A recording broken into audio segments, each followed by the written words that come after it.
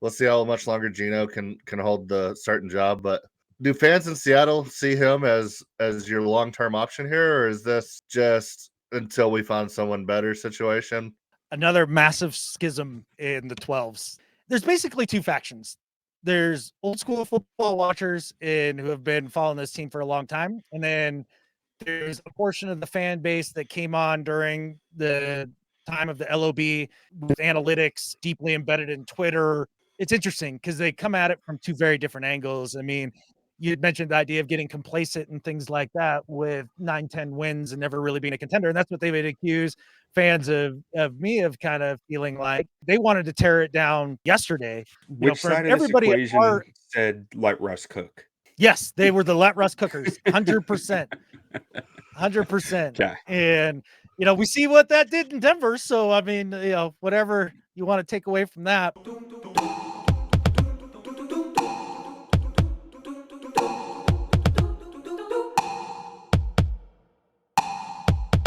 I'm just about that action, boss. And welcome back to another episode of the Shaving Points podcast. My name is Quentin Crisco. We are joined by a very special guest. Adam Emmert of the Seahawkers podcast is here to talk the Seattle Seahawks with us tonight. Adam, how are you doing? I'm good, man, but let's not oversell this. I mean, you said very special guest. Let's say just like, moderately special. I'm from the participation trophy era, so everything. Gotcha. See, I'm a Gen Xer. We don't do that stuff. Yeah. But so jumping in on this Seahawks roster, like, what are the realistic expectations for the Seahawks this year? Holy smokes. Every year that we've been doing this over the last 11 years with our podcast, this is the year that's easily the most unknown. And obviously that stems from the idea that they've moved off of Pete Carroll. You bring in Mike McDonald and all of the change that has come from that move just in and of itself. You could tell me a realistic expectation for this team is 6 wins. You could tell me a realistic expectation for this team is 11 or 12 wins because of a myriad of different things. If you look at just the roster itself is full of talent. This isn't a roster that is just a bottom tier type NFL team that ended up jettisoning its coach because they've been mired in failure. They bring in another new coach and they have a hard time getting going. I'll say like, I don't know, Jacksonville or somebody like that. This is a roster that's ready built to win now. And then you got to take into account, you bring in the new coach. Does that mean that you're automatically going to go from this 9-win ceiling that we had hit the last couple of years and bust through and have a little bit more playoff success and that sort of thing with the defensive guru, Mike McDonald?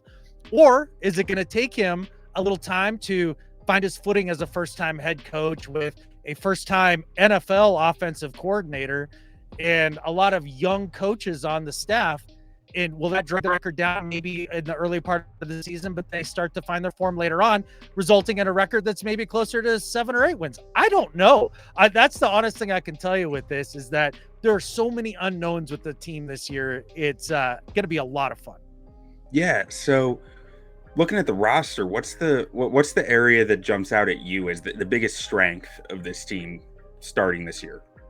Well, I think the obvious strength of the team is just the wide receiver core. I mean, you think about Tyler Lockett, who has been doing it year in, year out for over a decade. He is easily one of the best receivers in the entire NFL that never gets talked about. Never, ever, ever. And he is unbelievably clutch. He is always healthy. He's available. I think Tyler Lockett is an amazing player that doesn't get his due. We all talk about DK ad nauseum, and for good reason. The dude's an absolute beast. I mean, he's Megatron Jr. He's got that sort of build and has that sort of. He's of the Transformer breed, like. Yeah, exactly. And then you have Jaxon Smith-Njigba, who last year coming out of the draft when the Seahawks picked them up with their second first-round pick. I mean, Seahawks fans were over the moon for this pick and talking about he was the best wide receiver in that draft. And how lucky that they got bringing him in and how much production they were going to get out of him and having let's say a mid rookie year. Started out a little slow with the broken wrist and took him some time to kind of get acclimated with Waldron in the offense. And unfortunately, Waldron didn't seem to really, I believe, utilize his skill sets in the way that he could have been utilized. for example, they used him in bubble screens a ton, and I don't see him as that jitterbug Wes Welker type receiver that you can just throw all these little short things that he's gonna be able to jitterbug his way out of. He's more of a smooth strider and kind of deceptive in the way that he moves, and that's the way that he gets open. And I think he's gonna be more effective downfield. And we'll see how that fits with the new Ryan Grubb offense. Right. And then you talk about I feel like his mold was very like, because his agility was out of this world in the testing, but to me, that's not bubble screen. That's not near the line as that's route running. You want that guy running intermediate routes, right? With that type of deception, that type of agility to really create space. Like you say bubble screens, it's like, oh, he runs like a 4.5, he's not a bubble screen guy. Exactly. And that was one of the frustrating things with his usage last year. I was honestly frustrated with the pick itself. At the time, I wanted them to go in a different direction and maybe pick up a interior defensive lineman and really spend some big draft capital there. But they didn't. They went receiver, and I think that really cost them last year in terms of why the defense was as poor as it was, and it cost Pete Carroll his job ultimately. And they went out this year and actually addressed that with their first-round pick, which is exciting too. But if I'm looking at the roster as a whole, the group that really stands out to me is the wide receiver group, and followed by, oddly enough, this year, the defensive line. Now that they've added a few pieces, brought back Leo Williams, that's going to be really exciting with the new defensive coach, Mike McDonald. Yeah, no, and we'll get to the D-line in a little bit here, but since we started with receivers, I'd like to, ask a few questions about these guys. So, what was, and specifically because you brought up Waldron, and I'm a Bears fan, so I'm curious, and I want to hear firsthand accounts of what were the problems with Waldron aside from JSN's problems with him, because I feel like we've touched on that already.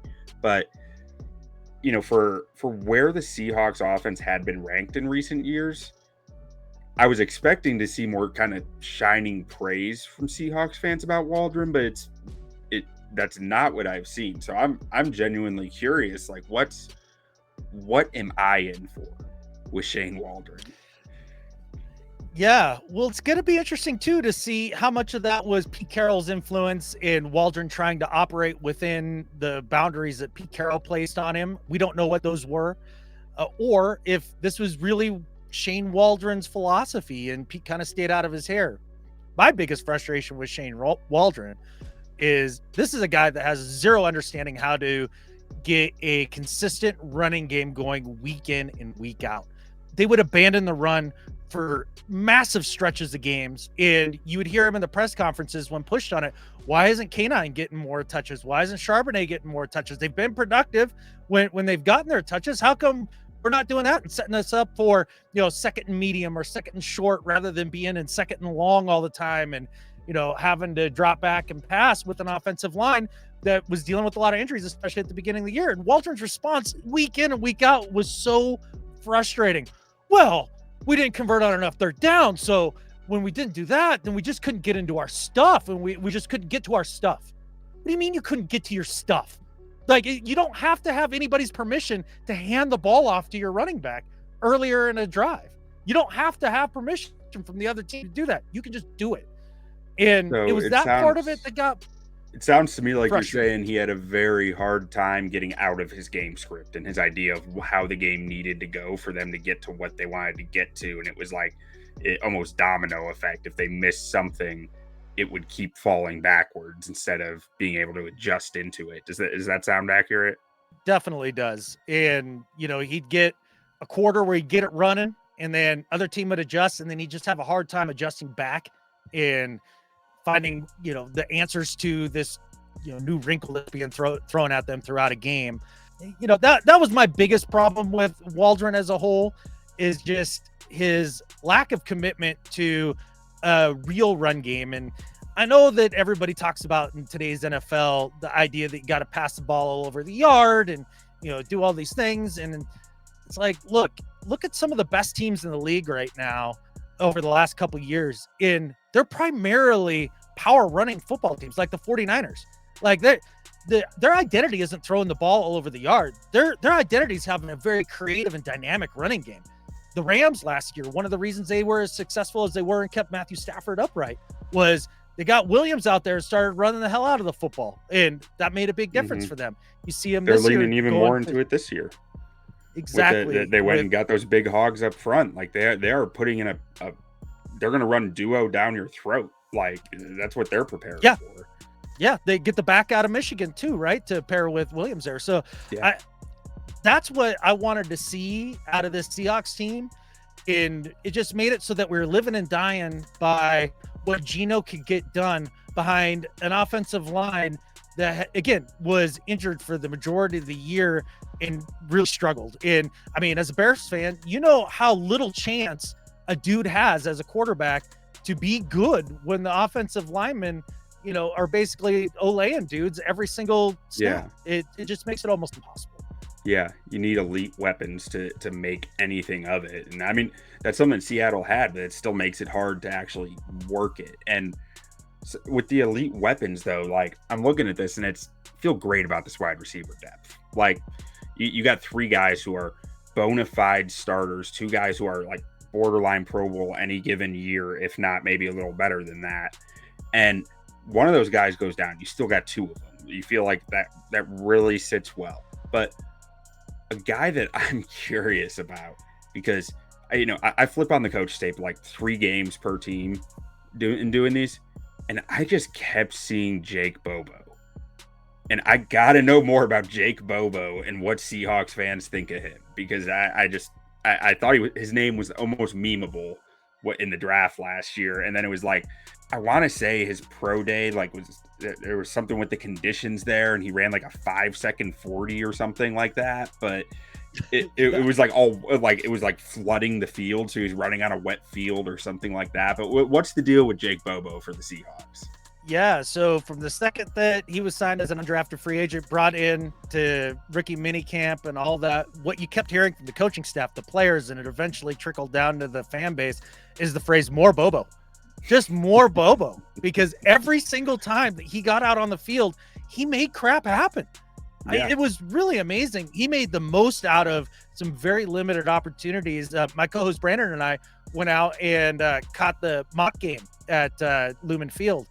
And Bobo was making plays all over the field. I mean, he is a legit number 4. And you talk about the 40 time. And I mean, sure, it sounds like the conditions weren't great. And, that was what he said too. He's not fast. He's just not. He's a slow receiver, but he gets in his bag and somehow he just manages to get open. He just has a knack for it. And he's just a bona fide football player, not just a receiver, but, tough football player. Speaking of the running game too, that you wish that Waldron had gotten more into. I mean, there might not be a stronger 1-2 punch in the league than Ken Walker and Zach Charbonnet, in my opinion. And I mean, Charbonnet, even his rookie numbers are probably a little more modest, but I felt like down the stretch he was a bit different of a player than he was early in the season, wasn't he? Yeah, he was good. I would put it like this. I think he's a high level tier 2 running back, as a number 2 on your offense. His game reminds me of a much lesser Matt Forte. I mean, a guy that can do everything, right? Like shifty, a little power, catches the ball well, does it all. And he's a professional running back and a guy that I'm stoked to have as the number 2 behind somebody like Kenneth Walker III, this dude is lightning in a bottle. He's one of the most electrifying runners in the entire league. And we haven't, as a league, got to enjoy him like we should because of the Seahawks' inability to stick to a measured running attack, week in and week out. And holy smokes, you get these 2 guys working together. I think that this could be we should lead the league in rushing. Just based off the skill sets of these 2 dudes. Yet we don't even sniff that year after year since we've had them both on the roster here. Yeah, and have there been injury issues with Ken Walker, or am I mistaken that there have been some? I mean, so you still feel good about falling back on Charbonnet if Walker does go down, but I mean, you hope to see a full season from him. So this guy forcing a missed tackle on 30% of his touches, he's, like you said, lightning in a bottle. He can really make stuff happen. And then to kind of close out the weapons area, is Noah Fant finally going to break out this year? Because there was some weird usage stuff with Waldron, but he was still putting up 400 yards. Are we finally going to see it? Because I was Team Fant over Hawkinson in that draft, and I'm still getting crap about it. Yeah. And I'd love to see it happen. You know, you look at the measurables and everything with Noah Fant, and then you listen to the person talk as well. I mean, a heck of a good dude. I mean, you can't help but root for the guy. One of my best friends is a Broncos fan, and he was over the moon when they drafted Noah Fant. And I always thought that he was going to have that breakout year. And then when he gets to Seattle, you know, we do have Will Dissly there, who I understand that he's not Jimmy Graham or, you know, Travis Kelce or, you know, name your tight end, right? But a very solid, versatile tight end, really good in the run game as well. And I think that's what made it a little hard for Noah Fant to get on the field, is he's definitely more of the pass catching variety of tight end. And the thing is that with Ryan Grubb coming in from University of Washington, I think his skill set has the potential to fit that offense really, really well. And I think that Noah Fant, of all the players on this Seattle roster, is probably the one that I would think could have the biggest jump in productivity due to the change in offensive scheme. Okay, good to know. I'm here for it. The depth in that room, though, I mean, Pharaoh Brown's done some stuff. Like, I feel like he's kind of bounced around the league a fair amount, and like it's not. Yeah. You know, last year you guys had, I feel like, Colby Parkinson and Will Dissly and Noah Fant, and it ran 3-4 guys deep. This year you're kind of looking more maybe 1.5 deep. So what do you think about that? I mean, clearly we're probably going to see less 12 personnel and less 13 personnel, but do you feel pretty comfortable with that tight end room? Is there something there that you like that might not meet the eye, or do you think that there's kind of a lacking depth there?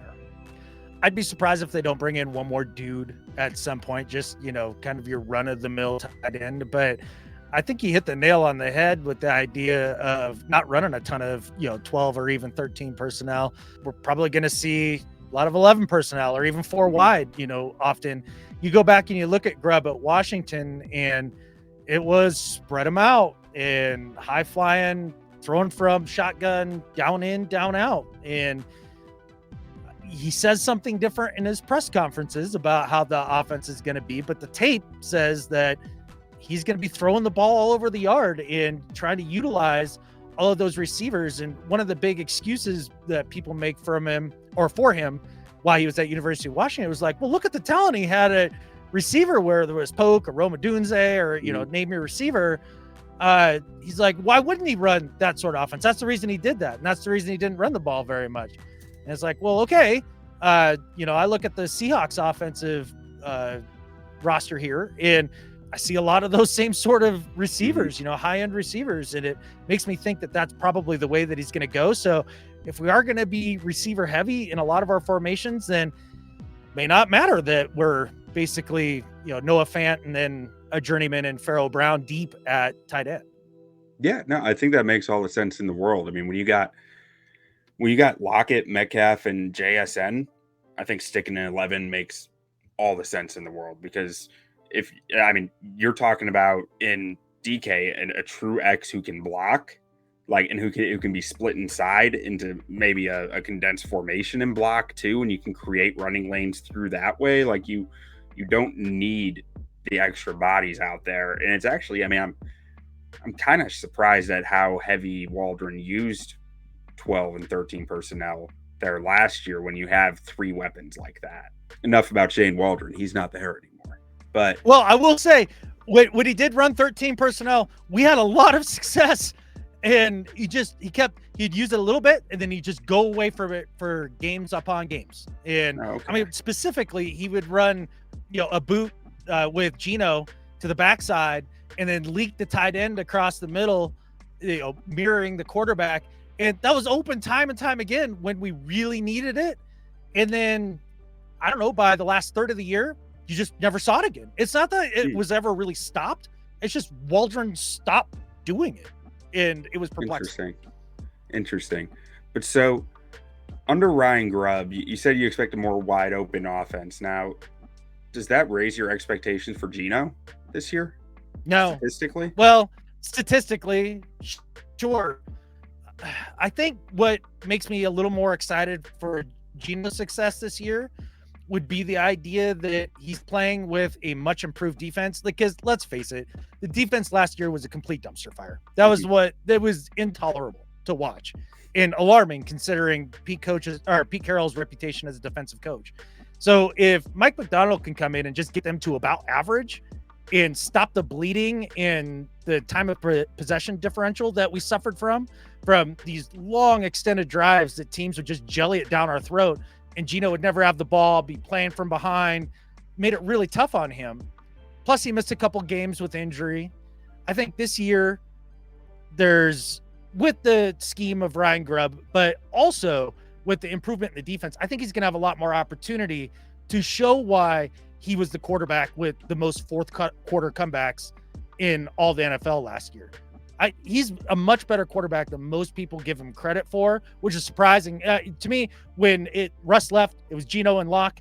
I was team Locke. I was like, we've seen Geno. We know what that's all about. Mm-hmm. I don't need any of that more in my life.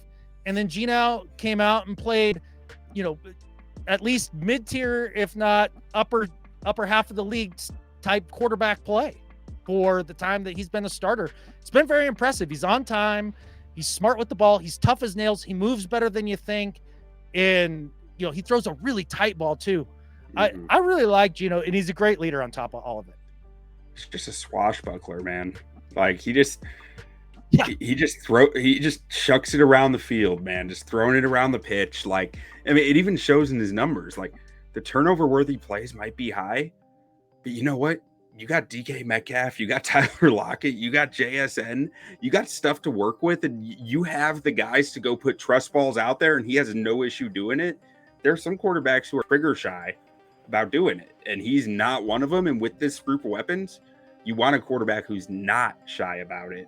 I was thoroughly impressed. I've watched a fair amount of Geno Smith tape this offseason for looking at Shane Waldron's offense, and I've been thoroughly impressed by, compared to what my expectation for him was, just being like, oh man, this dude kind of balls. Like this dude is out here just making some plays with some nice arm talent, and it's surprising when you dig into it as a non-Seahawks fan who didn't watch them every Sunday.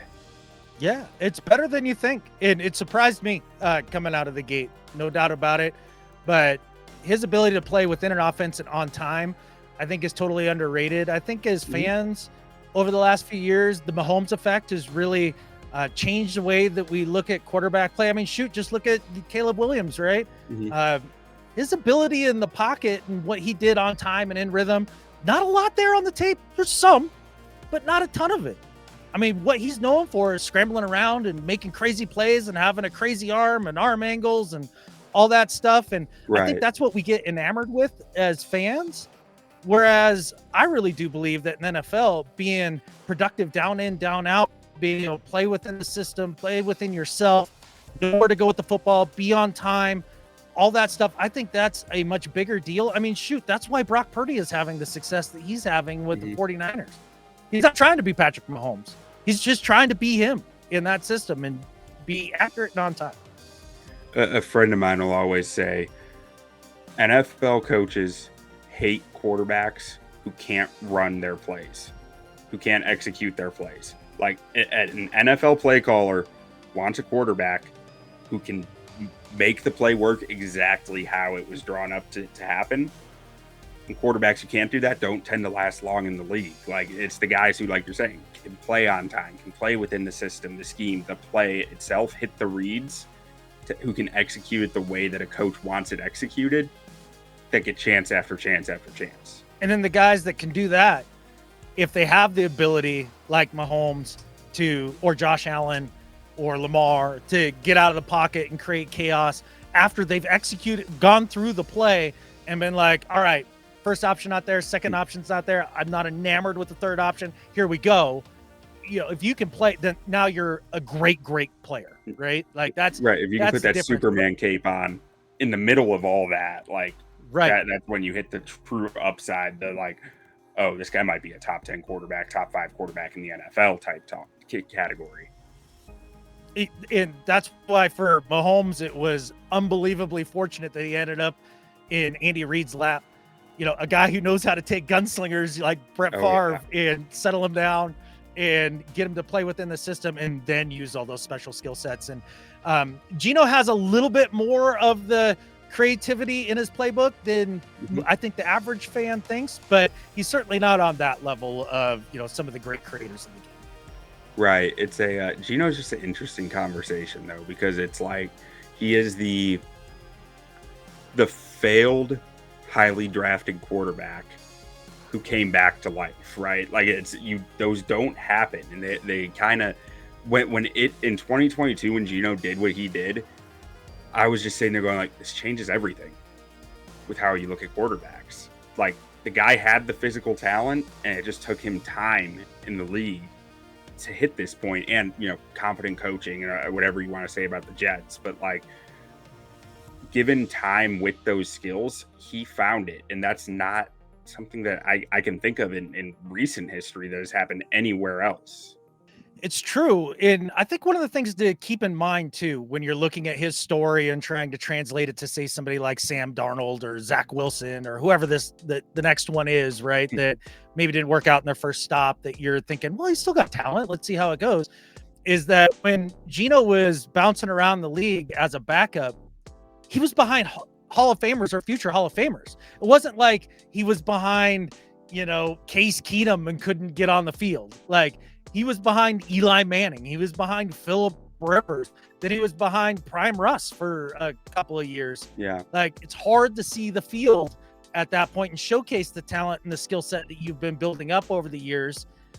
Whereas I feel like the Sam Darnolds of the world, or, you know, guys of that ilk, right, that kind of bounce around and you're kind of expecting that breakout. It's like, well, okay, were they pigeonholed behind a really great player, or were they just not able to get over that hump, even though there was a lesser dude in front of him? And I think that might be one thing to kind of look when we're trying to find that next guy to have that Geno success story. Yeah, it's a great point. Trying to think who would that be in the league? I don't know. Doesn't matter.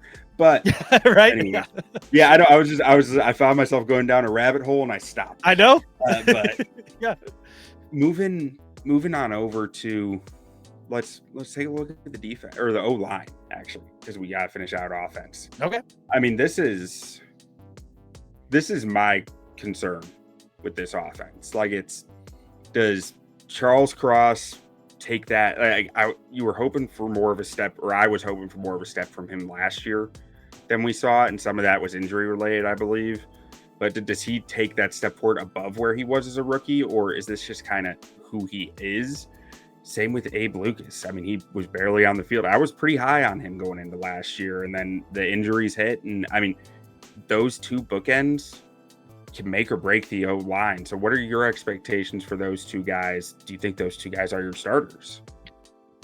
I think Charles Cross is a starter for sure. And he's just a slightly above average as an offensive tackle. Like, not amazing, not terrible, just kind of, you know, a dude that can get it done. And you're like, well, okay, where you were drafted, you were hoping for more, just like you were saying. And I think the system is going to fit his skill set a little bit better. When he was back at A&M, he played in more of an air raid kind of scheme. And I think that this is going to really pair with his size and things of that nature. Well, that was better. Mike Leach, Mississippi State, right? Oh, I'm sorry, Mississippi State. You're right. I get him mixed up all the time too. I just want to make it clear that it was Mike Leach. I'm a Texas 100%. Tech grad. I got to support Mike Leach. Oh yeah, one of the most hilarious coaches in the history of coaching. Yeah, love that dude. Absolutely. Yeah. So I do think that he's going to fit a little bit better with the Grubb scheme. When you talk about Abraham Lucas, this is a heartbreaker for me because he's literally, if not my favorite Seahawk, my second favorite Seahawk. I love his game. I love the way he plays. He's just a mauler. He's so much better than his draft pedigree would have suggested. He was a weird prospect. Then Pete Carroll you saw the upside, but at the same time, you're like, his technique is weird. I don't know if it'll work. Yeah. But like, it worked. His rookie year. Totally worked. And unfortunately, we get the news last offseason from Pete Carroll that he's got old knee. It's like, well, what the hell is old knee? Like I don't want my young dude have an old knee. I want him to have young knee. And, is that a direct quote from you know, Pete Carroll?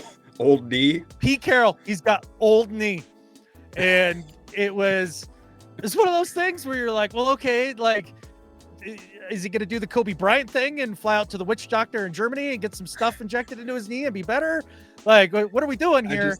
I just have this image in my head of Pete Carroll just chomping his gum at the mic. Someone asks, what about Abraham Lucas? Just chomp, chomp, chomp. Old knee. Chomp, chomp, chomp. I'm like, what? What did you tell us? Oh, in true Pete fashion. Well, he's working real hard. He's getting after it. And, we think he's right on schedule, but, it's kind of a chronic thing, kind of an old knee. So he'll be back in a couple of weeks, and then never was back. And still on the PUP list going in. We just found out yesterday going into training camp on the PUP list. I'm terrified of the idea that there's going to be no Abraham Lucas, because then we get the George Fant show again back in Seattle. And while this might be a new George Fant, he's had a lot of experience, and I do believe has gotten better in his stops around the league, whether Houston, the Jets, or wherever else he's been. But for a Seahawks fan, we just remember the converted basketball player being told, no, he's going to be great. He's a dancing bear. And it just never really coming to fruition. So the tackles, I feel okay about Cross, and I'm concerned about right tackle. It's good to, I feel like Fant is, you guys had Jason Peters at one point last year too, didn't you? Yeah. Okay. Yeah.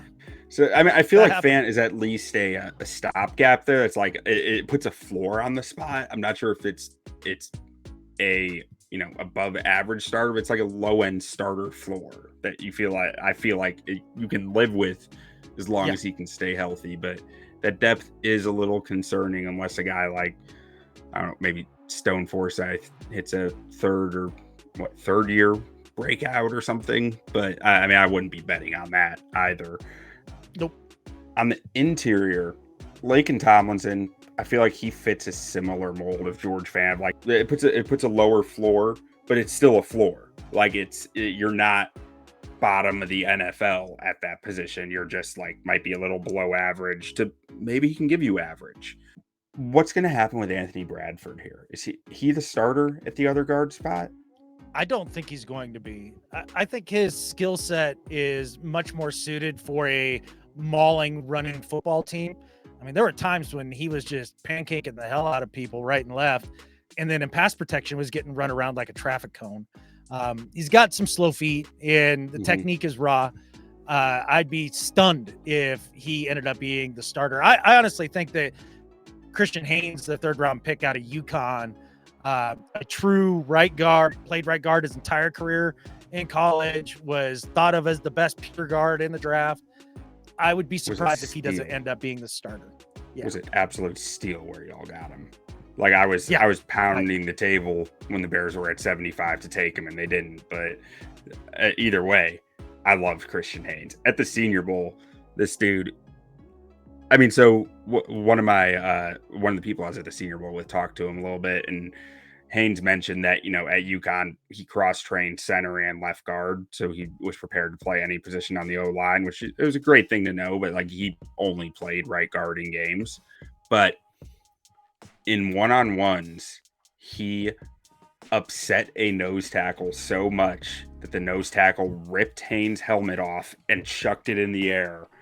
And that's just, that's what I want on my interior O-line. I want that pest. I want that guy who is getting you to do that to him, because that guy is in your head, and that is a beautiful thing.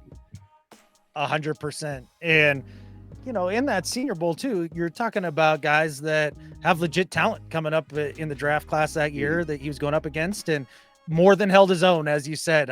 Somebody who was borderline dominant, and I'm excited about it, man. I love me some big dudes in the middle. I'm all about the trenches, and to finally draft somebody of that ilk with a third round pick, rather than just investing in 5th, 6th round guys and plugging them in and being like, oh yeah, no, it'll totally work. It was exciting. Now, are you big on Oluwatimi? Is that one of your guys, or do you feel good about him? Like where do you stand with him? I do feel good about Olu, a guy that he won a bunch of awards as the center at Michigan when he was there. A very polished prospect, kind of pro ready.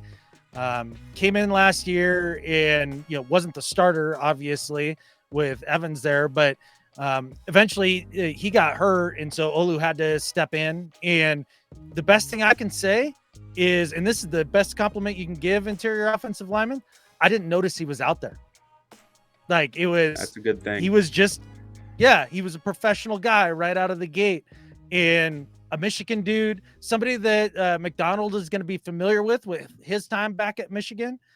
I'd be surprised if Nick Harris is the guy that ends up being the starter there. He's another one of those dudes like you were talking about with Laken Tomlinson and George Fant, where you're like, okay, that's a guy.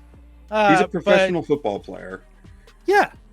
Yeah. Which is no slight, right? Right. It's like they belong in the league.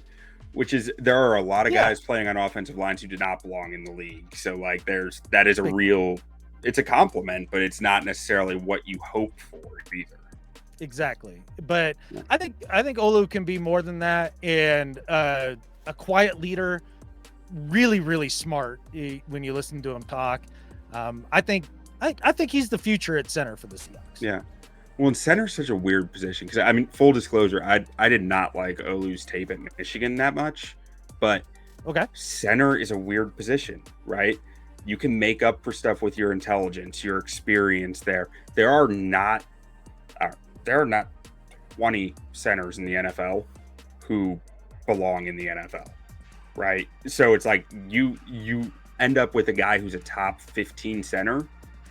He might not be apparently a top 15 center when he's taken in the draft. And that's what I felt somewhat similar to Olu as I did Bradford with the slow feet coming out. But again, that was just three games that I watched where I got a bad taste in my mouth from. It doesn't mean it's who he is, and especially on a power run team like Michigan, he might have been adding weight. He might've been like, I feel like there's something more with him and I felt this way in the draft too. I felt like I was getting it wrong, but I just didn't have time to go watch more. And I'm hoping for the Seahawks' sake I do, because like you said, there's a lot to like with him off the field and from a leadership standpoint and everything along those lines. I'm a bet on a center. I want to bet on a guy who has all that going for him. Yeah, he's got to be that sort of dude. And we've been searching for that stability at center for a good long time now in Seattle. And it's a position that's near and dear to my heart too, right? Because that's what I played in junior high, like before everybody else grew and I didn't. And they couldn't play offensive line anymore, and I was too slow to do anything else. So I love center. I'm rooting hard for Olu, and but the offensive line as a whole, when you were talking about the offense for reasons for concern, that's a big reason for concern. I think the second biggest reason for concern is the idea of bringing in Ryan Grubb, a guy who's never done it in the NFL, even for being a position coach back in his past or anything. He hasn't had a second in the league. And you go back and you look at the history of the dudes that are like that have come into the league, and the track record is poor. So I'm very worried. I'm also not a UW fan. I live in Montana, so I don't really care about the Huskies. I'm not a college football guy. And I know I've pissed off a bunch of Seattle fans by not being super fired up about the Grubb thing and just thinking he'll be an instant success. But I don't know. I watched some of that stuff, and it feels like college rinky-dink stuff to me. And it scares the hell out of me. Yeah, I mean, I do think with Grubb, like that Washington offense, I definitely felt like they intertwined pro concepts within it. But when you're that spread wide with that much talent, I'm not sure how much you're actually having to scheme a lot. Like, there was a lot to like within it, but it just felt like you were varsity playing JV sometimes because they just had so much talent on the outside. 100%. That's how I feel about it. It was just, hunting a lot of one-on-ones and just betting that your guy's better than the other. And that works a hell of a lot more in college than it does in the pros. Now, fortunately, they do have the likes of DK and Tyler on the outside. And so, as far as NFL offenses are concerned, like, you have a pretty darn good shot, but it's still 50-50 at best, playing that way. And I don't know, man. And I mentioned earlier in the podcast, just watching a lot of the other very successful franchises in the league over the last few years veering more towards being a running team, whether it's Baltimore, the Niners, or the Rams last year. We went down the list. To feel like that we're going in the opposite direction here, which is antithetical to my whole philosophy about ball, it scares the pants off of me. Let's welcome Jay to the show. Jay, how are you doing? What up, buddy? Good. How are y'all? Good. Why don't we get to the Did y'all talk about this this great quarterback room they have in Seattle? We did. Okay. We talked some Geno. Wait, who's the backup? Oh shoot, who's the backup? As the backup right now? Oh, I can't. Why am I blanking on this? Oh, Sam Howell. How could I blank on that? Oh, Sam Howell. Yeah, there we go. The future. Yeah, you know why I blanked that on that? Because I think he is that forgettable as a quarterback. Like, yeah, hey, he's there's fun, a lot man. of people in Seattle He's fired fun. up. Hey, at one point in time, he is projected #1 overall quarterback of that draft. That's right. That's true. That's true. I remember watching the quarterbacks in that draft and not being fired up about Sam Howell, and still feel the same way about it. There's a lot of dudes that in the 12s fan base that truly believe he is the future. I can't see it at all, but let's just hope Geno doesn't get hurt. He's got a similar trait to Geno where, like we said, he's just willing to toss it up to the talent. I'm not sure he has the physical abilities that Geno does to make that more okay, but Did y'all talk running backs already too? I love we talked all the offense at this point. Okay. Good deal. Yeah. Good deal. Let's get into some defense. Yeah, let's talk this D line, man. It's starting with the interior guys, the Leonard Williams, Deron Reed, Draymond Jones, and Byron Murphy II, who is just a bolt of lightning. Oh my gosh. I was over the moon about the draft this year. And one of the big reasons for it is finally putting high draft capital into one of the trenches. Like that, I've been screaming about it for years, and they finally did it with Murphy getting arguably the best defensive player in the entire draft where they were in the draft. I think is a small coup. I think he's going to fit in marvelously with, Reed, and then the signing of Hankins, a big beefy dude to play the middle of that 3-4 for Mike McDonald. I am just jacked about this defensive line, especially being able to retain Leonard Williams. That wasn't a certainty with the trade last year. We didn't know that was going to happen. And especially with Pete moving on, you didn't know how he was going to feel. And, give Schneider a bunch of credit being able to get that deal done. Now, Mike McDonald might have more talent on this D line than he ever had in Baltimore. I really do feel that way. They never had an edge room there, man. They were Michael Pierce, who was injured half the time, and Matabuke, who just broke out last year. And outside, I mean, they had solid rotational guys outside of that, but I don't think he ever had D-line talent like this in Baltimore. I thought he schemed a lot of it up. Yeah. I mean, you look up and down their roster defensively, and he was getting career years out of career journeymans, like the Clownies and Vinoys and of the world and that sort of thing. So there's some real talent here, not to mention last year's big free agent acquisition in Draymond Jones, who we were relying on to be one of the beefier dudes playing inside to help stop the run. But unfortunately, that's never been his game. His game is more of, the Michael Bennett role where he's a slasher trying to get after the quarterback. And I really think that McDonald will be able to understand that and get the most out of that big signing. Yeah. I mean, I think my note on him from watching the tape was you don't want him taking on double teams. And you want him, like you said, slashing, one gapping, get it, like shooting the gap up to the football, upfield. And I feel like getting him on more of a 3-4, and I assume Mike McDonald's running more of a 3-4 system or a hybrid, something along those lines, where he can get a bit more of a wider alignment on the football than a D tackle tip, than a 3-tech, 1-tech shade usually might. And gives him more opportunity to do what he's good at, which I think is going to do wonders for his numbers this year. I think it'll be a big deal. And then the other thing that they did towards the end of the year is then they ended up moving him outside to try to make up for the Nwosu injury. And he was okay there. Yeah. He's not exactly an edge player either. He's kind of in between. So yeah, we'll see what McDonald has cooked up for him. But what you do hear out of the entire defense, and especially the defensive line, is just they're super excited about the idea of being quote unquote multiple, right? The idea that you heard Leo talking about it, like, hey, I could be lined up at the 0, and then next play I'm dropping back and buzzing to the flat or whatever it is, and they're excited about the versatility and the fun that brings to them as players too. Yeah, definitely. And so, on a more selfish note on the D line, does Cameron Young still have a spot on this team? Because I liked some of his run defense that I saw last year. He's not going to give you much in the pass rush, but I thought he was a pretty solid 2-gapping space eater coming out, and I thought I saw some of that on tape as a rookie, like some rookie moments too.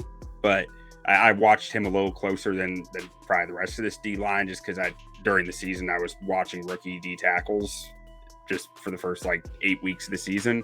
I felt like I saw growth from him, but as a fan who actually watched every game, not just the player, did you feel like there was something there? And do you feel like he's even got a spot on this roster?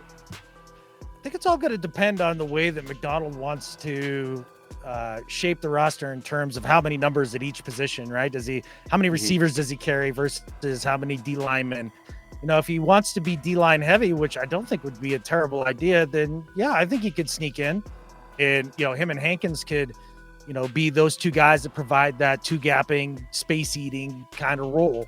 I think with the signing of a Hankins, that does put a little bit of the writing on the wall for Cam Young, especially if they don't keep a lot of dudes.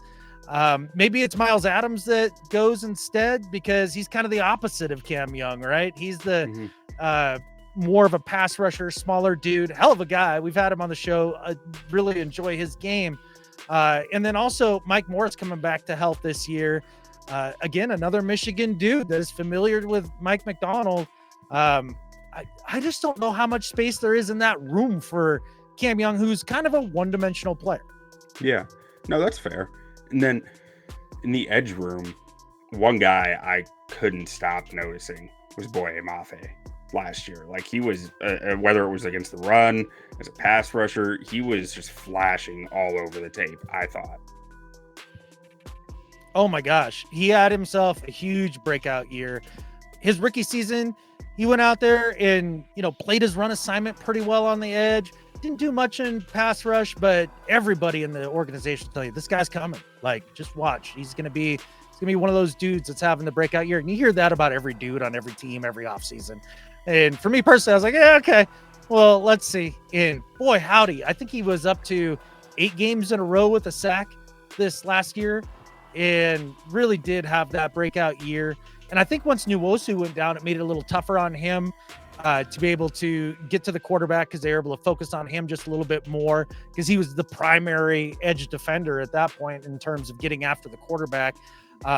Boye is awesome and humble dude, hard worker. Huge fan of Boye Mafe. Yeah, and so you mentioned Nwosu a little bit there, but because he was a free agent signing last year, is that right? Am I getting that right? That's correct. Yeah, yep, was he? Chargers. And was there an injury that held him off the field and kind of limited his production there? Yeah, so the first year that he came in, he had an excellent year, started to emerge as a real leader on the defense. Last year, he tore his pec, something like that. Okay. Kept him out for the rest of the year. Okay, so you'll have him back, and I feel like that's a solid 2. And a guy who, I noticed Darrell Taylor a little bit, but I'll tell you what, I noticed Derick Hall, because he looks like he put on about 100 pounds since he was drafted. And I was like, that cannot be Derick Hall right there, just shaking blockers off like nothing. That is not the player I saw at Auburn. And his stats here aren't good, but I kept noticing him just taking on blocks and just throwing them away. And it was just if this guy's doing this, he's got to see the field, right? I think that, we talked about Noah Fant having the biggest potential breakout on offense because of the new situation with the new coaching staff. I feel like this could be the same for Derick Hall, really following the Boye Mafe trail from last year. same thing. Didn't get on the field a ton, but when he did, good in the run game. Big physical dude and a high draft pick, obviously. I mean, he was drafted at the top of the second round and, just didn't have a lot in the passing game. And you're like, well, okay, let's see what happens this next year. And that's exactly what we did with Mafe last year. And he had the big breakout year.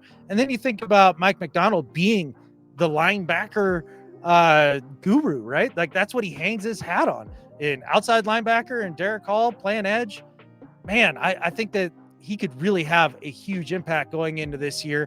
And if he could take all of the Darrell Taylor snaps on pass rushing situations, oh, please God, let it happen sooner. Yeah, and I mean, I heard Derick Hall had such a lightning quick first step, and I didn't notice if he kept that with the weight gain, but if he kept a portion of it, it was like he was never going to bend the pocket much, but like he could get upfield in an instant. And if he kept some of that with the weight that he's put on, I feel like he could be a problem. Absolutely. I'm very high on Derick Hall going into this year. We'll see if he can live up to the hype around him, because I mean, shoot, pretty much anybody I've talked to in the podcast space, any of the other hosts of the other shows, everybody to a man is like, dude, I believe in that guy. And I think there's a reason for it. Well, I mean, I'm sure all the like backstory about him being like born premature, and like it had a 1 in 100 chance of surviving or something like that. Like there's so much to love about his backstory. Not love is a bad term for it, but like so much to think this guy's a fighter and he's gonna fight to the like every inch he can to get out there. Being the linebackers coach at McDonald, like you said, maybe you meant more outside linebacker, but there's a lot of change to this linebacker room. Big change. Like, I mean, I forget his name, Texas Tech guy that they took in the first round a few years ago. If Jay was Jordan Brooks down in Miami. Jordan Brooks gone. Bobby Wagner gone again. Jerome Baker from Miami comes in. I think makes sense with Mike Macdonald being a bit more versatile of a player, less of a thumper, more of a guy who can drop. But what do you think? What type of role does Macdonald actually have his linebackers serve in the defense? Because I'm not that familiar with what he actually does. Yeah, we're all kind of trying to get up to speed with it, and I don't know that it's going to look exactly the same as it did in Baltimore. I mean, Jerome Baker and Tyrell Dodson are not Patrick Queen and Roquan Smith, right? Like they're definitely a different tier of athlete. Not that Jerome Baker isn't a good player. You talk to pretty much anybody from the Dolphins fan base. I don't know why you would, but if you have to, you talk to them. They all really do glow about Jerome Baker, and we're sad to see him go. Now, coming off a couple different injuries, and we haven't seen anything of him yet throughout the offseason, and I'm excited to hear where that goes. Tyrell Dodson, a guy that really fast. Bills fans were like, super raw, he's up and down, exciting. It's kind of a wild card. And holy smokes, you talk about where we're thinnest on the roster, it's got to be inside linebacker. And it's tough to see as a Seahawks fan after living and breathing Bobby Wagner, future first ballot Hall of Famer Bobby Wagner, for the last however many years, 12, 13 years. We're not going to talk about the year that he went to some other team that we don't remember, but it's hard to see him go. And it's going to be really interesting to see where this goes with Baker and Dodson. And this feels like Macdonald betting on the fact that he can take kind of whoever and turn them into solid players in the middle of his defense. Yeah, it's a coaching hubris, right? It's whatever your position of specialty is, you think you can make it work with anybody sometimes. Well, and as Seahawks fans, we've grown accustomed to that idea with the position of corner. I mean, how many corners did Pete pluck out of thin air and turn into good players? So, we have a tendency to believe that he has the ability to do it. We'll see if Macdonald can do it with linebackers. Well, I mean, going into last year, I told you Tariq Woolen looked like the next one. And then last year, I felt a little like his stats were still good, but I felt a little let down by what I saw on tape. What was your take of Woolen's season last year and what to expect from him going forward? It felt like he was reading a lot of his press clippings the previous offseason, and then got himself hurt in training camp just walking around the edge of the field or something, and didn't really get to put in the work throughout the offseason with the team, and it showed early on. And then the thing that was most alarming to me was his complete inability to get physical and tackle. There's one play in particular where it's a goal line stand, running backs, heading for the goal line. There's a nice big pile, interior linebackers are trying to stand this dude up. And one is just hopping around the outside of the pile, not engaging in any way. And it was kind of a microcosm of his whole season with his lack of physicality. Now, he's a corner, right? So it's not like you're asking him to be the end all be all at run stopping. Deion Sanders wasn't a great tackler and it didn't seem to matter, but Tariq Woolen is not Deion Sanders either. He's a very good coverage corner, but I do think he needs to take a jump there. In fact, it was so disappointing to me with his stock being where it was, considering where we had drafted him and the draft capital we had into him. I thought we could have traded him and gotten a nice little haul and parlayed it maybe into somebody else, but still on the team. Well, McDonald hasn't talked about him a lot, but the coverage grades were still high throughout last year. No, I mean, his length plays and his athleticism is different for a guy that big and that long. Like, it's just that leaves you questioning a thing or two. But I have to think that being in the same room as Devon Witherspoon, it's got to be hard to not show the on tape, because that guy shows it constantly. And two, I have to think Mike McDaniels gives some type of boost to this defense as far as the effort goes. I think so. I think just the change from kind of rah-rah Pete to a little bit more of a no-nonsense guy and Mike McDonald, I think is going to be a difference maker there in the overall attitude in physicality of the defense. In Witherspoon this offseason has really picked up the mantle of being kind of the heartbeat, the leader of his defense going forward, and rightfully so. I mean, the dude is he'd be easy to follow into battle and not feel like afraid of anything. I mean, kind of undersized, but blowing everybody up, making huge plays, never was heralded, had to work his ass off to get there. I'm a gigantic Spoon fan. It's going to be so exciting to see how McDonald, I believe that he's going to be, even though he's not a safety, he's going to be the Kyle Hamilton Swiss Army knife player of the back end of the defense for McDonald. Now, I know you said you're not in Seattle, but I feel like in Seattle, the nickname Spoon Man has to take off, because, I mean, Spoon Man, Soundgarden, grunge music, Seattle, Spoon. Like, it has to be Spoon Man, right? You would think so. I mean, I've tried to push it on the pod, but hasn't seemed to take a lot of traction for whatever reason. I don't know. Well, we're with you on it. We're going to make this happen. It's Spoon Man from here on out. We're making T-shirts.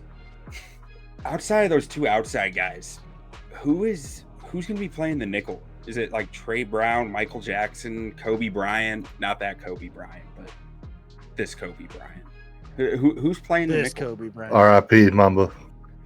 Yeah. Well, as a Celtics fan, I mean, he gave us a lot of problems throughout the years, but sad to see him go early. But this Kobe Bryant, definitely not Kobe Bryant, no doubt about it. He played nickel for a little bit his rookie year, was basically a disaster. He's just not athletic enough to not have the sideline to also use to try to get the most out of his technique and his skill set. They moved him to safety. Okay. I'll be surprised if he's still on the roster after camp here. As far as the nickel goes, I think it's going to be Witherspoon. I think they're going to move Trey Brown outside. It'll be Trey Brown and Woolen outside. And Witherspoon has talked so much about how much he loves playing in the slot and all of the different things that go on there. And then he's able to be physical and be involved in the run game a bit more as well. That'd be my guess. But then again, I mean, it's a new coaching staff with McDonald. And as much as we had gained familiarity with Pete over the last 10 years, and I could almost tell you to a T what was going to happen, I feel like I'm lacking in that foresight this year.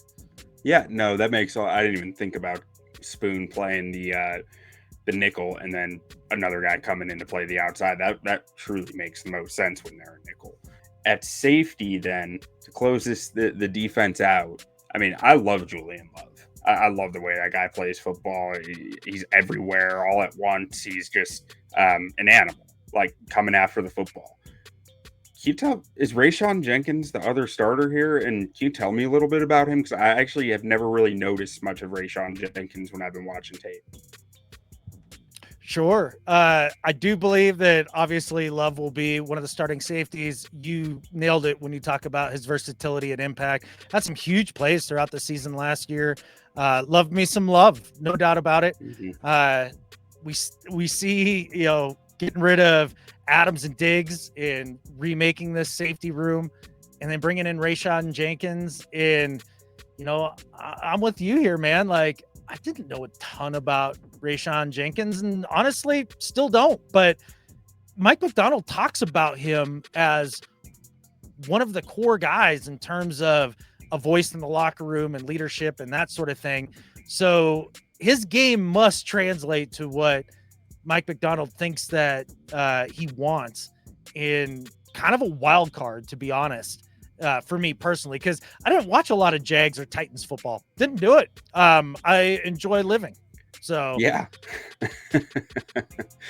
All right. Well, now that we've gotten through the whole defense, if you're a betting man in this bottom left-hand corner, we have these props laid out. What would you think would be a good value for the Seahawks?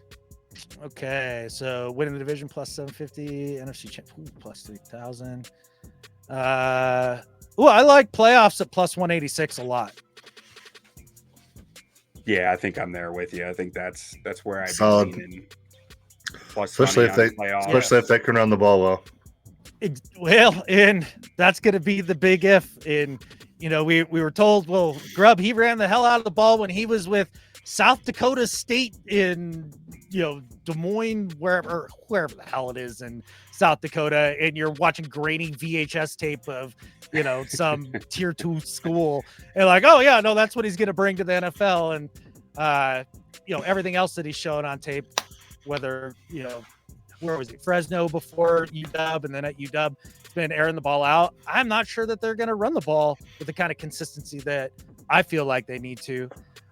If I were really trying to hedge on these props down on the bottom, I'd probably take the under 7.5 at plus 112. That'd be my hedge, because I think there is going to be a learning curve for first-time head coach Mike Macdonald, first time in the NFL, period, Ryan Grubb, and then Aiden Dirty, the Brit that comes over from the Cowboys, being a first-time DC. There's a lot of first-time stuff going on here. I think it's going to take a minute for him to gel.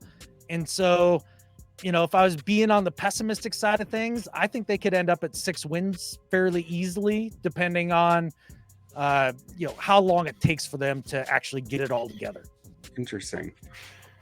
I mean, it makes sense when you lay it all out as as more of a outside viewer. I just didn't even realize that was all so new. I just looked at some of this roster. I was like, I like that. I like that. But Seattle's one of those teams where for so long you just sit there and think like, oh, they're the model of consistency. It's like an 8-9 win team no matter what, even if they're lower in talent. And now you're just like, oh yeah, Pete Carroll's gone. Well, I guess he's still technically kind of there, whatever his position is. And they gave him a title, and he has not been there in any way, shape, or form. McDonald, did the famous thing where he took down a bunch of the murals and photos and stuff from the LOB days and tried to make it his own. And I think Pete wants to give him his space as well, to let him make it his own and bring his own philosophy to life. But as a Seahawks fan, we had a very divided fan base over the last couple of years, whether the people that really valued the idea of penciling in 9-10 wins, playoffs every year, being competitive, and how hard that is to do in the league, and really appreciate that, considering, we hadn't had that kind of sustained success ever in our franchise.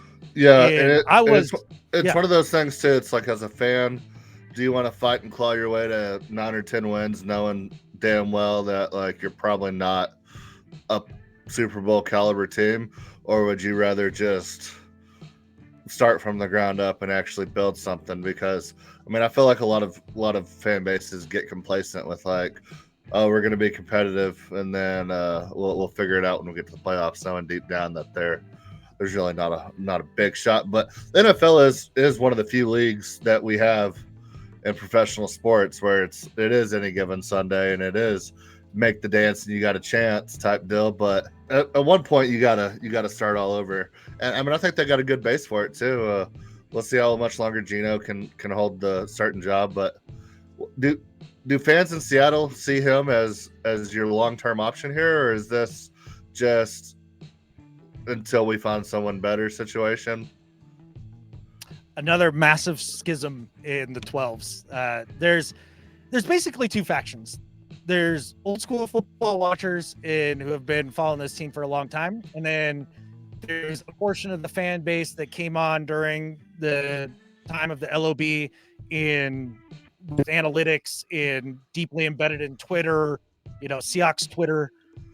It's interesting because they come at it from two very different angles. I mean, you had mentioned the idea of getting complacent and things like that with 9-10 wins and never really being a contender. And that's what they would accuse fans of me of kind of feeling like.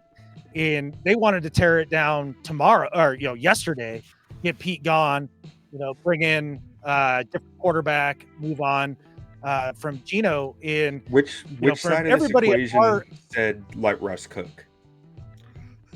Yes, they were the let Russ cookers, 100%. 100%. Okay. And, we see what that did in Denver. So, I mean, whatever you want to take away from that. But, I think Pete Carroll came out of that whole deal looking like an absolute genius. 100%. And I did a whole video when he went to Denver, laying out to Denver fans, like, this is what you're getting, just so you know, and got flamed for it. And it turned out to be pretty damn right about it. So that was kind of fun. But at the end of the day, with Geno, there's a bunch of us who are really happy with Geno because he's a guy that I do believe you can win a Super Bowl with. He's not quite a Goldilocks quarterback where you have to have everything just perfect around him, but it's got to be pretty close. If he ended up with the right draft situation, he's kind of in that tier of quarterbacks that you can't really find them anywhere, but if you get them on a good team at a good price and you can really build around him, he can absolutely bring it home. And we had that's kind of what we're money. Yeah, that's kind of what we were talking about last week with when you have a quarterback that's not a top guy. If you can get them for a good price, I mean, those are like we were talking outside of rookie contract quarterbacks. I mean, that's where I think the next shift in the NFL is going to be is the guys like Geno Smith making significantly less than the top guys, but still making life-changing money at the same time. And that might be the next trend for some of these teams that don't have a Patrick Mahomes, that don't have a Joe Burrow, that don't have a Lamar Jackson type quarterback, So I'm with you. I'm waiting for the first team to look at a Trevor Lawrence, Brock Purdy, guys that Dak Prescott, Brock Purdy, sure, Jalen Hurts, Dak Prescott, Jalen Hurts, and be like, cool, yeah, you're talented, yeah, you've won some games. I think fun. we're gonna see it. I think we're gonna see it next year in Dallas. I think we talked about it last week. I can't believe they paid him the first time. Year. Yeah, that's one of those things. It's purgatory. So, in terms of like, do you like Geno? Do you want to stick with him? Yes, at that price point, with what he delivers, you betcha. I was really hoping that there was going to be one of the quarterbacks that would fall to them in the first round this year, because I really do think almost all those dudes near the top of the draft all have a legit chance of being good quarterbacks. Some more than others, obviously, but yeah, didn't happen. So I mean, here we are with Geno. Are you talking like JJ and Penix, or did you think JJ like Bo Drake Nix? Oh yeah, Bo Nix. Forgot. Yeah, I actually really like Bo Nix. Oh man, I know that's controversial. Yeah, I think you and Sean Payton. Oh gosh, it's. I talked to my Bronco fan and friend, and it was just like, dude, this is such a match made in heaven. And everybody compares him to Drew Brees, and I don't think that's accurate. I think he's closer to Steve Young. I hope I never have to deal with cope with the fact that my team drafts a Bo Nix in the top 15, and I'm like, oh, he's next up, baby. I mean, didn't you guys do that, and it worked out real well? No, did you drafted Patrick Mahomes fairly late? That worked out okay. So I'm a Texas Tech fan, and my wife just got me this hat, but I'm Cowboys first and foremost. Oh, okay. But all right. we're doing the Chiefs. We're doing the NFC West, so I wanted to wear it for all the 49ers fans this week. Nice. I appreciate that very much. Yeah. But yeah, we both went to Texas Tech, so we're huge Mahomes fans. I thought he should have gone earlier. Yeah. Yeah, he terrified me coming out of the draft being such a chucker, but boy, did he get just the perfect spot with Andy Reid. Yeah. And I think that's kind of what's happening for Bo Nix here. We'll see. And Patrick Mahomes is also young coming in, and you saw the potential. Bo Nix has been in college since Nam, and you kind of just know what he is. Yeah. Yeah. I mean, then again, I like my Geno, man. I know what I got. I know what he's doing week in, week out. Yeah, I do have an appreciation for on-time accuracy, that part of quarterback play. I think we've de-incentivized or maybe taken less importance to that part of the game and put more importance on the flashy playmaking side of football over the last few years. And I think it's going to swing back around at some point. Absolutely. Yeah. All right. Well, I think on this over under, I think I kind of like the under after everything you said. I can't remember what I have them at. I think I have them around 7 or 8 wins, but I think under with playoffs, I think you're looking pretty good there because we've been talking about it this whole time in the NFC. I mean, I think 8-9 wins get you in that last playoff spot. So if you're taking the under with the playoffs, I think you have a pretty good chance of making money there. Yeah, that seems like a strong hedge to me. But Adam, thank you so much for jumping on with us, talking Seahawks. Can you? Sorry I missed most of it. I got a bunch of sick people in the house. Hey man, no worries. I know that's a lot of work, and I do not envy you, my man. And can you let anyone out there who's listening, watching, know where they can find your work, where they can find you, anything you want to push out there? You betcha. So our podcast is the Seahawks podcast. We've been doing it for 12 years now. Me and one of my best friends since kindergarten, Brandon Schultz, we've been doing it. And you can find us anywhere that you find podcasts, Apple Podcasts, wherever it is. You can also find us on YouTube under Seahawks Podcast. We've also transferred most of our ancillary shows, our secondary shows, over to the Believe Network on a channel called For the Hakra. And that's a bunch of our other shows, the PNW Prop Stars, which is a betting show. So we talked about the betting a little bit. We've got 3 and 3 out each week, which is a very unique look back at the games previous week, and just a bunch of other cool stuff that you guys can check out. We put out shows 5 days a week throughout the season. So if you're into Seahawks stuff and that sort of thing, I think there's going to be something there for everybody. Awesome. And one more thing before you leave, can you tell all the kids watching how good Shaun Alexander was? He was mid. he was so fortunate to play behind Hutch and Walter Jones. That's what I was about to say. Then tell me about Steve Hutchinson if that's your take, because that. Yeah. It's a little like trying to say that Emmitt Smith was better than Barry Sanders. Get out of here. But Shaun Alexander was so good. He was okay. I loved him. I loved him when I was a kid. Steve Hutchinson was... I mean, I get it. I mean, I rooted for him, but that was a Hasselbeck team. Yeah, and Jerry Rice put the team on his back. Jerry Rice. End of career Jerry. That was funny. Everybody remembers Jerry Rice as a Seahawk. Wait, Jerry Rice was anything but a Seahawk? I think he played on... I don't know what else he did anyway. I think he played on Oakland, too, at the very, very end of his career. He was a Raider. Yeah. Raider and Seahawk. Yeah. Raider and Seahawk, great. Yep, Jerry that's Rice. it. That's all. So. Yeah, did nothing with that other team that we don't want to talk about. All right, Adam, thank you so much for your time. Yeah, I appreciate you guys. Thanks for having me on, and go Hawks, baby. Go Hawks. Right. All right, Seahawks. You had them at 6-11. I've got them at 10-7. I'm probably gonna revise that down some. I won't do it right here, right now. I'm kind of proud of myself that I had them at 6-11 because the more I heard the guests talking, I'm like, man, I'll probably have too many wins for this team. But yeah, I think I'm too high on them, especially after thinking about the all the changes, guys. You need to be more like a dog. We don't need a bunch of cats in here. Yeah, looking in the mirror. Do I look good? I got my extra bands on. I got my other shoes on. We need more dogs.